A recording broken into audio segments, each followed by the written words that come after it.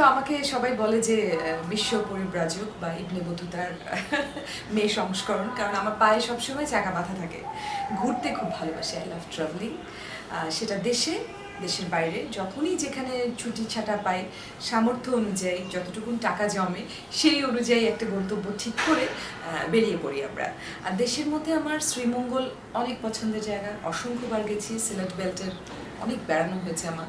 চিটাগংয়ে তো অবশ্যই কাপ্তাই এবং কক্সবাজার অনেক পছন্দের জায়গা।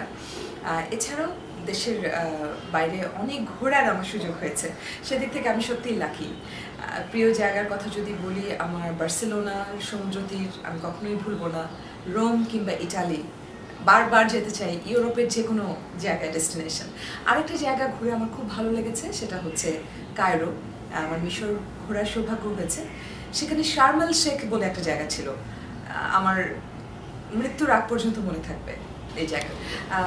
বেড়াতে গেলে যেটা হয় যে অ্যাডভেঞ্চার করতে পছন্দ করি। দর্শনীয় জায়গাগুলো পায়ে হেঁটে হোক, একটা বাস করে হোক, সিটি ট্যুর নিয়ে হোক, ওই জায়গাগুলোকে আবিষ্কার করার চেষ্টা করি। আগে থাকতে বইয়ে বা নেটে পড়ে নেই যে কী আছে সেখানে, লোনলি প্ল্যানেটটা থাকে।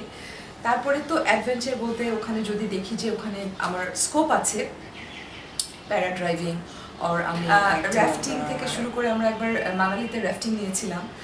এটা খুবই মানে ভয়ঙ্কর সুন্দর যেটাকে বলে সেরকম ছিল, এক্সাইটিং ছিল।